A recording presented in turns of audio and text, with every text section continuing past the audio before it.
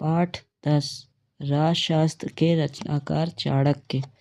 प्राचीन काल में अर्थशास्त्र शब्द का प्रयोग आजकल के अर्थशास्त्र के रूप में नहीं बल्कि राजशास्त्र या राजनीति शास्त्र के पर्यायवाची के रूप में होता था।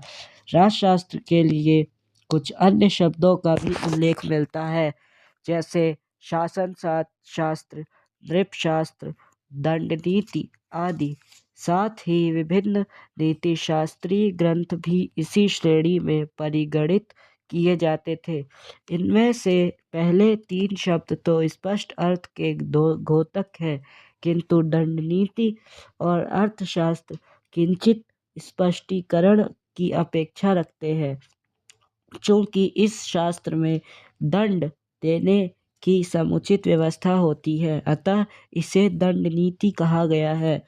इस संदर्भ में कौटिल्य का कहना है, दंड वह साधन है जिसके द्वारा अन्वीक्षित्रीय तीनों वेदों एवं वर्ता व्यापार का स्थायित्व तथा रक्षण होता है। जिसमें दंड नियमों की व्याख्या होती है, वह दंड नीति है।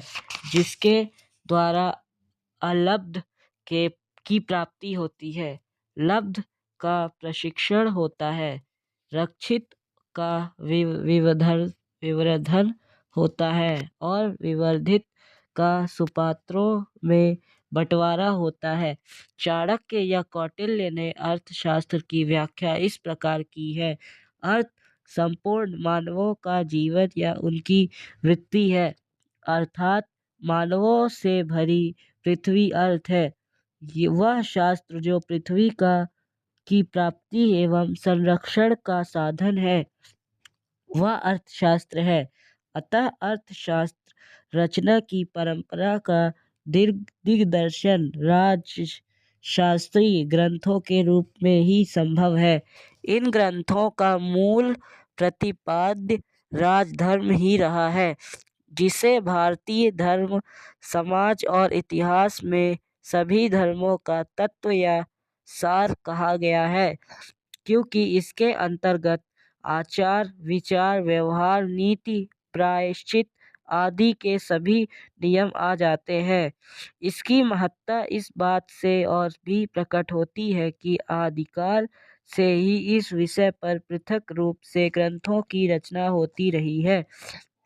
अर्थशास्त्र रचना की पृष्ठभूमि ईसा पूर्व 6ठी शताब्दी के भारत में कोई केंद्रीय सत्ता नहीं थी। देश नाम की कोई चीज नहीं थी। छोटे छोटे राज्य थे जो एक दूसरे की भूमि, संपत्ति आदि छीनने के लिए आपस में लड़ते झगड़ते रहते थे। फिर भी व्यापार की प्रगति, मुद्रा के प्रचलन और नगरों के उत्थान ने धार्मिक, बौद्धिक आंदोलन के रूप में जहां एक और सामाजिक एवं धार्मिक क्षेत्र में परिवर्तन किए, वहीं उन्हीं परिस्थितियों में राजनीतिक व्यवस्था में भी युगांतरकारी परिवर्तन किए। सहज ही लौह धातु का व्यापक प्रयोग भी इस परिस्थिति में पृष्ठभूमि के रूप में ज्ञातव्य है। इसने कृषि योग्य भूमि के विस्तार, विशेषकर गंगा की उर्वर घाटी तक पहुंचने का मार्ग प्रशस्त कर और कृषि उत्पादन बढ़ाकर अधिशेष उत्पादन का युग आरंभ किया। कृषि उत्पादन में वृद्धि का एक और कारण धान की बुआई पद्धति का आरंभ भी था। स्वाभाविक रूप से इस अधिशेष उत्पादन पर नियंत्रण के लिए सामरिक सजगता और साम्राज्य विस्तार की भावना बढ़ी और जन से जनपद तथा जनपद से महाजनपदों के विकास की प्रक्रिया आरंभ हुई। इसमें वह क्षेत्र सबसे आगे निकल गया जिसकी स्थिति सामरिक शक्ति अर्जित करने की दृष्टि से महत्वपूर्ण थी। शक्तिशाली प्रशासन के आधार इसी काल में विकसित हुए। इसके साथ ही कानून और अदालती व्यवस्था जो सत्ताधारी वर्ग के हाथों में बल प्रयोग का जबरदस्त हथियार है। इसी काल में प्रकट हुई कबीलाई संरचना टूटने के साथ साथ वैदिक समतावादी कबीलाई कानून भी जाते रहे और ब्राह्मणवादी विचारों ने जातीय नियम बनाने शुरू कर दिए। उन अनेक राजतंत्रात्मक व्यवस्था वाले जनपदों का गणराज्य व्यवस्था में संक्रमण और फिर गणराज्यों का बड़े साम्राज्यों द्वारा अधिग्रहण भी इसी काल की देन है। कई जनपद लगभग विलुप्त भी हुए। 16 महाजनपद। महाभारत तथा बौद्ध ग्रंथों में 16 महाजनपदों के राज्यों का उल्लेख मिलता है, जिनमें से गोदावरी नदी के तट पर स्थित अशमक को छोड़कर शेष 15 उत्तर भारत के ही थे। ये महाजनपद इस प्रकार है। काशी। वर्तमान वाराणसी को ही पुरातन काशी माना जाता है, किंतु अथर्ववेद में वाराणसी का उल्लेख काशी राज्य की राजधानी के रूप में हुआ है। काशी राज्य का कौशल राज्य से संघर्ष चलता ही रहता था। कालांतर में काशी का राज्य कौशल के बड़े राज्य में विलीन हो गया। यह बात अलग है कि वाराणसी नगर भारतीय इतिहास में पवित्र नगरी तथा प्रमुख विद्या केंद्र के रूप में विकसित होता रहा। कौशल। यह राज्य वर्तमान उत्तर प्रदेश के अवध क्षेत्र में फैला हुआ था। बौद्ध ग्रंथों के अनुसार इसकी राजधानी श्रावस्ती थी, जबकि भारतीय इतिहास कोश के अनुसार अयोध्या। काशी के साथ तो इसका संघर्ष चलता ही रहता था। मगध से भी इसके संबंध अच्छे नहीं थे। अजातशत्रु के शासनकाल 494 से 467 ईसा पूर्व में मगध ने कौशल को हड़प लिया था। अंग वर्तमान पूर्वी बिहार प्राचीन अंग राज्य था। इसकी राजधानी चंपा थी। राजा बिंबिसार के समय में इसे भी मगध में मिला लिया गया था। मगध। यह राज्य वर्तमान घटना पटना और गया जिलों में फैला हुआ था। गिरिव्रज या राजगृह इसकी राजधानी थी। बाद में इसकी राजधानी पाटलिपुत्र बनी। इसने धीरे धीरे पड़ोसी राज्यों को आत्मसात कर लिया। वज्जी। इस राज्य में 8 कबीले सम्मिलित थे, जिनमें लिच्छवी और विदेह प्रमुख थे। इस राज्य के विनिष्ट होने पर लिच्छवी आदि 8 स्वतंत्र गणराज्यों का उदय हो गया। मल्ल। यह एक प्रजातंत्रीय राज्य था जिसके 2 भाग थे, अतः इसकी 2 राजधानियां थीं, कुशीनगर और पावा। वर्तमान गोरखपुर के निकट स्थित कसिया ही कुशीनगर था और उससे 12 मील उत्तर में स्थित पद्रौण ही पावा था। चेदी। यह राज्य वर्तमान बुंदेलखंड में था। भारतीय इतिहास कोश के अनुसार गंगा और नर्मदा नदियों के बीच का क्षेत्र चेदी कहलाता था। बौद्ध काल के बाद इस पर कलचुरियों ने शासन किया था। वत्स। यह एक राजतंत्र था जिसकी राजधानी कौशाम्बी थी, जो इलाहाबाद से कुछ किलोमीटर दूर स्थित आज का कोसाम है। ईसा पूर्व 6ठी शताब्दी में यहाँ उदयन का राज था। पड़ोसियों के साथ उसके संबंध निरंतर असंघर्षमय रहते थे। इसके मगध के राजा अजातशत्रु और अवंती के राजा प्रद्योत के साथ अक्सर युद्ध होते रहते थे। कुरु। इस राज्य का विस्तार वर्तमान दिल्ली और मेरठ जिले में था। 6ठी सदी में इसका वह महत्व नहीं रह गया था जो वैदिक काल में था। पांचाल। यह राज्य आधुनिक रुहेलखंड डिवीजन में था। कुरु राज्य की तरह ही यह राज्य भी अपनी पुरानी प्रतिष्ठा खो चुका था। मत्स्य, यह राज्य आधुनिक राजपूताना के पूर्वी भाग में स्थित था। इसकी राजधानी विराटनगर या वर्तमान जयपुर थी। कालांतर में यह राज्य मगध राज्य में मिल गया। शूरसेन, यह राज्य मत्स्य राज्य के दक्षिण में था और इसकी राजधानी मथुरा थी। अश्मक, इस राज्य को अशक भी कहा जाता है। संभवतः इस पर इक्ष्वाकु परिवार का आधिपत्य था। यह अवंती के पड़ोस में और गोदावरी नदी के तट पर स्थित था। इसे आजकल ट्रावनकोर कहते हैं। अवंती, वर्तमान मालवा क्षेत्र पुरातन अवंती राज्य था जिसकी राजधानी उज्जैनी थी। इस राज्य ने आसपास के छोटे छोटे राज्यों को अपने राज्य में मिला लिया था। तब इसकी गणना भारत के 4 बड़े राज्यों में की जाने लगी। चंद्रगुप्त मौर्य ने अवंती को जीतकर मगध में मिला लिया था। गांधार, यह राज्य वर्तमान कश्मीर, पेशावर, रावलपिंडी और तक्षशिला में फैला हुआ था। तक्षशिला ही इसकी राजधानी थी। कंबोज, यह राज्य सुदूर उत्तर पश्चिम सीमांत में स्थित था और द्वारिका इसकी राजधानी थी जो वर्तमान में राजौरी है। इस राज्य में कश्मीर का उत्तरी भाग, पामीर और बंद खंसा के प्रदेश शामिल थे। उक्त महाजनपदों में वैदिक कालीन जनपद कुरु, पांचाल और मत्स्य थे, किंतु 600 ईसा पूर्व तक वे इतने महत्वपूर्ण नहीं रह गए थे।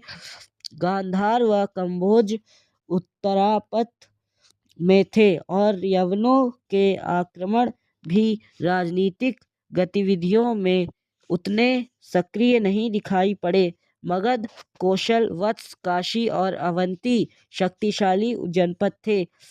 इनमें राजनीतिक प्रभुत्व के लिए लंबे संघर्ष हुए। मल्ल, वज्जी और अंग भी उन शक्तियों की राजनीतिक महत्वाकांक्षा के कारण सक्रिय रहे। इस प्रकार ईसा पूर्व 6वीं शताब्दी में जब मगध एकता और उन्नति के पथ पर अग्रसर था, उत्तर पश्चिमी भारत अनेक छोटे छोटे राज्यों में विभक्त था जो परस्पर युद्धरत राज्यों से भरा हुआ था। उनमें राजनीतिक एकता की अभाव था। इस प्रकार भारत की यह सीमा पूरी तरह असुरक्षित थी। महाजनपदकालीन गणराज्य, इस काल में जहाँ अनेक शक्तिशाली राजतंत्र अस्तित्व में आए, वहीं अनेक गणराज्य भी उदित हुए। वस्तुतः दोनों ही प्रकार की राजनीतिक संस्थाओं की प्रवृत्तियां मूलतः वैदिक व्यवस्था में ही देखी जा सकती है। यद्यपि वैदिक काल के गणराज्य कुरु, शूरसेन और मत्स्य स्वयं 4वीं सदी ईसा पूर्व तक महत्वहीन होकर विलुप्त हो गए। गणराज्य प्रायः हिमालय की तराई में विकसित हुए। संभवतः गंगा घाटी में जब जन से जनपद की प्रक्रिया चल रही थी, तब कबाइली जीवन से प्रभावित लोग हिमालय के अपेक्षात अगम्य प्रदेशों में जाकर बस गए। शाक्य गणराज्य पिपलीवन का मौर्य, सिंसु मारगिरी का भर्ग या भाग, रामग्राम का कोलिय आदि ऐसे ही गणराज्य थे। उल्लेखनीय है कि ये सभी पहले वंशानुगत राजतंत्र से संबद्ध थे जो कालांतर में राजा की स्वेच्छाचारिता के कारण गणराज्य पद्धति में आ गए। विदेह इसका स्पष्ट प्रमाण है जो वज्जी जनपद का एक महत्वपूर्ण गणराज्य था। लिच्छवी, मल्ल आदि भी गणराज्यीय व्यवस्था में ही थे। पांचाल, कंबोज और मल्ल मूलतः राजतंत्रात्मक थे, पर कौटिल्य के समय तक वे गणराज्य में परिणत हो गए थे। इन सभी गणराज्यों की संरचना एक समान नहीं थी। कुछ गणराज्यों में अनेक जातियों के लोग थे। कुछ गणराज्य पूरी तरह एक संप्रभु इकाई थे, तो कुछ पड़ोसी राजतंत्रों की अधीनता स्वीकार करते थे। ये गणराज्य वंशानुगत अधिकारी तंत्र को नकारते अवश्य थे, पर उनका वंश वास्तव में एक कुलीन तंत्र था, जिसमें अधिकारी प्रायः क्षत्रिय ही होते थे। हाँ, कुछ बातों में ये गणराज्य समानता अवश्य रखते थे। प्रत्येक गणराज्य में एक परिषद होती थी, जिसमें वृद्ध युवक सभी भाग लेते थे। उल्लेख्य है कि अब वैदिक युगीन सभा या समिति महत्वहीन हो गए थे। गणराज्य की परिषद की गणसभा एक संस्था नगर में होती थी, जिसकी अध्यक्षता राजा अथवा सेनापति करता था। कई मामलों में केंद्रीय परिषद के अतिरिक्त स्थानीय परिषद के गठन के भी संकेत हैं। गणराज्यीय शासन व्यवस्था की सबसे उल्लेखनीय विशेषता सामूहिक उत्तरदायित्व थी। मगध का प्रभुत्व उपलब्ध साक्ष्यों के अनुसार मगध पर शासन करने वाला प्रथम शासक हार्यका वंशीय भारतीय इतिहास कोश में बिंबिसार नाम मिलता है। बिंबिसार नहीं, जो संभवतः 545 ईसा पूर्व में गद्दी पर बैठा था। उसके समय में कौशल पर प्रसेनजित शासन कर रहा था। बिंबिसार ने उसकी बहन से विवाह किया था और उसे दहेज में काशी ग्राम भी मिला था।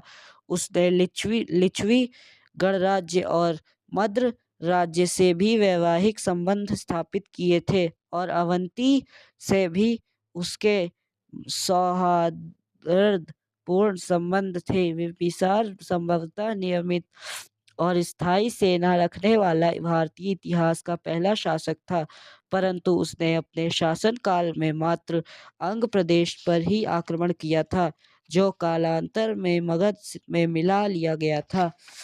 कौशल और मगध में संघर्ष अजातशत्रु के समय आरंभ हुआ, जिसने अपने पिता की हत्या कर दी थी। अजातशत्रु ने काशी को तो पुनः प्रसेनजित से छीन लिया। प्रसेनजित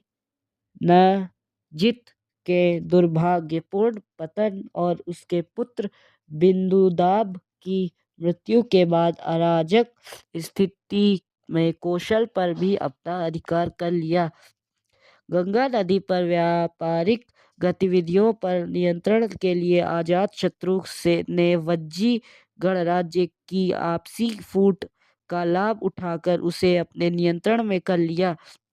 उसके बाद अवंती जनपद को भी मगध की सहायता से जीत लिया गया। इस प्रकार अजातशत्रु की मृत्यु ने मगध को एक विशाल साम्राज्य के रूप में संगठित किया। अजातशत्रु की मृत्यु 461 ईसा पूर्व में हुई। इसके बाद 5 शासक हुए: उदयन, अनिरुद्ध, मुंड, तर्शक और नागदासक।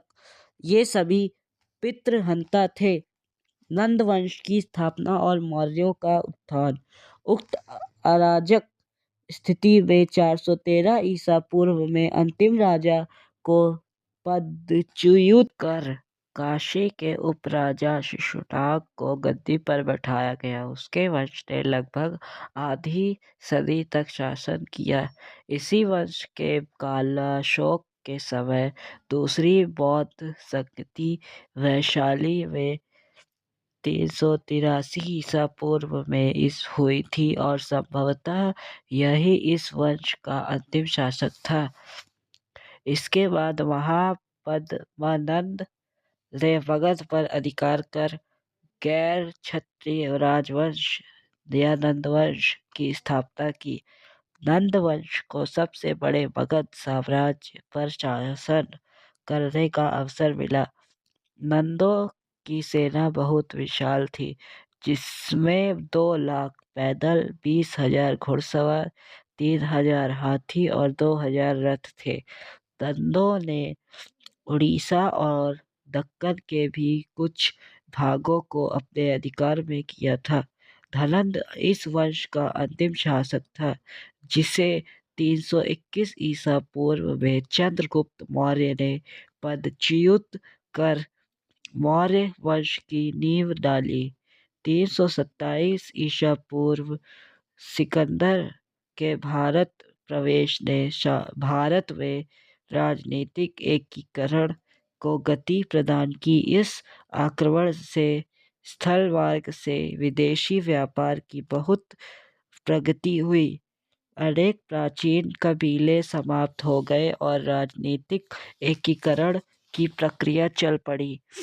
कुछ वर्षों के बाद चंद्रगुप्त मौर्य ने सिकंदर के आक्रमण से उपजे राजनीतिक शून्य का लाभ उठाकर पश्चिमोत्तर भारत को मगध से मिलाकर अत्यंत विशाल साम्राज्य खड़ा कर लिया।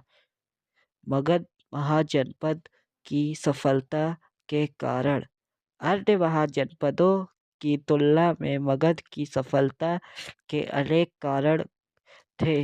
गंगा ने के मैदानी भाग की उपजाऊ मिट्टी ने साम्राज्य को कृषि का सुदृढ़ आधार प्रदान किया। गंगा महत्वपूर्ण व्यापारिक मार्ग भी थी और बौद्ध साहित्य के अनुसार भूमिकर के अतिरिक्त उद्योग एवं व्यापार पर भी मगध के शासकों द्वारा कर लगा दिए गए थे। तोंदिया, अकासिया आदि आधा दर्जन राजस्व अधिकारियों के नाम मिलते हैं। फिर सामरिक और आर्थिक दृष्टि से भी गया के दक्षिण पूर्व की पहाड़ियों से प्राप्त तांबे एवं लोहे के भंडार ने मगध को बहुत ही शक्तिशाली बना दिया था। गया के पीछे घने जंगलों से इमारती लकड़ियां और हाथी भी मगध को बड़े बड़े पैमाने पर प्राप्त होते थे। मगध की राजधानी गिरिव्रज या राजगृह तो प्राकृतिक सुरक्षा के घेरे में थी ही। अजातशत्रु द्वारा स्थानांतरित पाटलिपुत्र भी भली भांति सुरक्षित था और गंगा सोन के समय संगम पर होने के कारण आवागमन की दृष्टि से भी अच्छी स्थिति में था। मगध के भौतिक उत्कर्ष का एक और महत्वपूर्ण कारण यह था कि इस क्षेत्र में कर्मकांड का उतना प्रचलन नहीं था और न ही ब्राह्मण धर्म की वर्जनाएं थी। इससे मगध क्षेत्र में आजीविका के चयन और चिंतन में पर्याप्त स्वतंत्रता प्राप्त थी, जो प्रगति के लिए अनुकूल थी। मौर्य वंश की स्थापना। भारतीय इतिहास में मौर्य वंश के शासन का आरंभ एक अत्यंत महत्वपूर्ण घटना है। इसका संस्थापक चंद्रगुप्त मौर्य किसी कुलीन घराने से संबंध नहीं था, पर अपनी शक्ति और चाणक्य के सहयोग से वह पहली बार भारतवर्ष की सीमा को उन क्षेत्रों तक पहुंचाने में सफल रहा जहां तक मध्यकालीन शासक और अंग्रेज भी नहीं पहुंच सके। विलियम जोन्स, जस्टिन आदि विद्वानों द्वारा प्रयुक्त सेंड्रोकोटस की पहचान चंद्रगुप्त मौर्य के रूप में करना भारतीय इतिहास के तिथिक्रम के लिए एक आधार बिंदु बन गया। प्लूटार्क तथा एपियन ने इसे एंडोकोटस कहा है। 18वीं शताब्दी के रत्नगर्भ ने विष्णु पुराण के आधार पर चंद्रगुप्त मौर्य को नंदराज की पत्नी मुरा की संतान बताया है। ब्राह्मण ग्रंथ चंद्रगुप्त मौर्य को निम्न या शूद्र कुल का घोषित करते हैं। विशाख दत्त के ग्रंथ या मुद्रा राक्षस में चंद्रगुप्त को वृषल या कुलहीन कहा गया है। महापरिनिर्वाण सूत्र में मौर्यों को पिपलीवन का शासक क्षत्रिय एवं का वंश का बताया गया है। बौद्ध ग्रंथ चंद्रगुप्त मौर्य को क्षत्रिय कुल का मानते हैं। पाटलिपुत्र में धनंद से मगध का सिंहासन छीनने से पहले चंद्रगुप्त पंजाब और सिंध के उन प्रदेशों को जीत चुका था जहां सिकंदर द्वारा नियुक्त क्षत्रप शासन कर रहे थे या राजनीतिक शून्यता जैसी स्थिति थी। वह संभवतः 321 ईसा पूर्व में 25 वर्ष की उम्र में गद्दी पर बैठा। चंद्रगुप्त मौर्य द्वारा साम्राज्य विस्तार। चंद्रगुप्त ने अपनी शक्ति का चरमोत्कर्ष 305 से 4 ईसा पूर्व में दिखाया, जब उसने सिकंदर के उत्तराधिकारी सेल्यूकस को संधि के लिए बाध्य कर दिया। दोनों के बीच वैवाहिक संबंध भी स्थापित हुए, पर उस संबंध का स्वरूप स्पष्ट नहीं है। हाँ, सेल्यूकस ने मेगास्थनीज को अपने राजदूत के रूप में चंद्रगुप्त मौर्य के दरबार में भेजा, जो संभवतः 304 ईसा पूर्व में 299 ईसा पूर्व तक पाटलिपुत्र में रहा। सेल्यूकस ने चंद्रगुप्त को एरिया, अर्कोसिया, जेड्रोसिया और पेरीपेमिसदाई अर्थात काबुल, कंडहार, मकरान और हेरात प्रदेश दे दिए। जहाँ तक अन्य क्षेत्रों में चंद्रगुप्त के साम्राज्य विस्तार की बात है, तो सौराष्ट्र में उसके गवर्नर पुष्पगुप्त के सुदर्शन झील पर बांध बनवाया। इससे पश्चिम में सौराष्ट्र तक उसका शासन माना जा सकता है। इन्हीं राजनीतिक एवं सामाजिक परिस्थितियों के परिणाम स्वरूप कौटिल्य ने अर्थशास्त्र की रचना की थी, जो आज विश्व की महान कृतियों में गिना जाता है। राजनीति पर आधारित इस ग्रंथ में लगभग 5000 श्लोक हैं। इसमें 15 भाग तथा उपभाग हैं। इनके बारे में और जानना है तो हमारे चैनल को सब्सक्राइब कीजिए और लाइक कीजिए।